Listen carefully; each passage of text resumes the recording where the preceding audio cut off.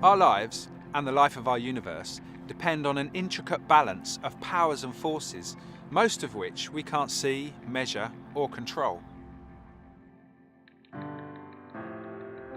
Since time began, we have been trying to measure these powers, maybe even harness them so that we can control life and death and the universe ourselves.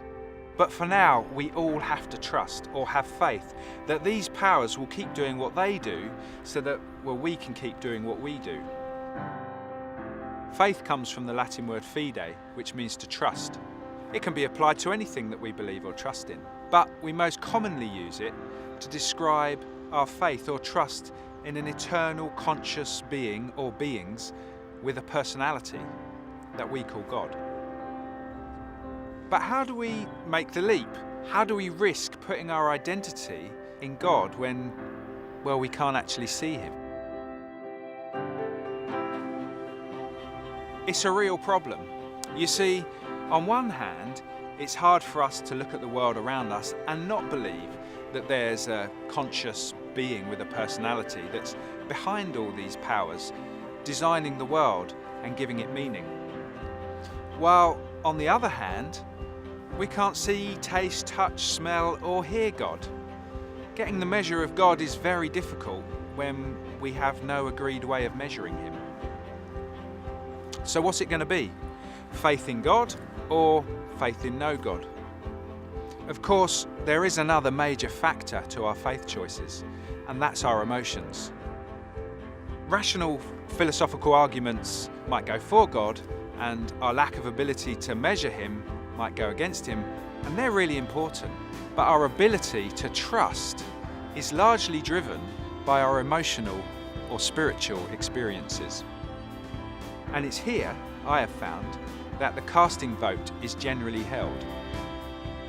For believers or theists, there's a warmth felt and attributed to an emotional connection with God or with people from a God-centered community that offers a surety or confidence in God's presence. For unbelievers or atheists, the sadness or anger felt from a bad experience of church or a bad experience of Christians, or perhaps unanswered prayer or the loss of loved ones, these things give real reason to not believe in God. Or just knowing that child abuse and slavery and cancer exist. I'm a theist, but there'd be something wrong with me if I didn't understand that train of thought. How can God exist while there is so much evil and suffering in the world? How can we find peace with God amongst all of that?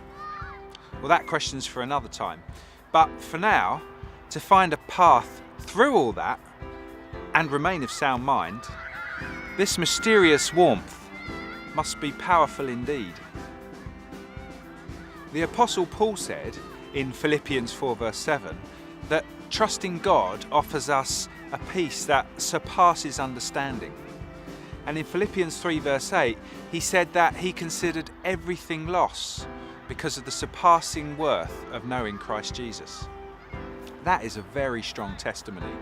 He's saying that an emotional connection with God is really a notable and worthy deciding factor for our faith. Today, God is often relegated to superstition and myth, and there's plenty to keep us entertained, even consumed, so we hardly even need to think about God. But with a testimony like Paul's, along with millions of people throughout history who have also found an emotional connection with this cosmic personality behind the higher powers that we call God, it's got to be worth investigating. But of course, to have faith is to take a risk. To have faith is to risk putting your life, your identity, and your purpose on something or someone that you aren't absolutely 100% certain about. That is faith.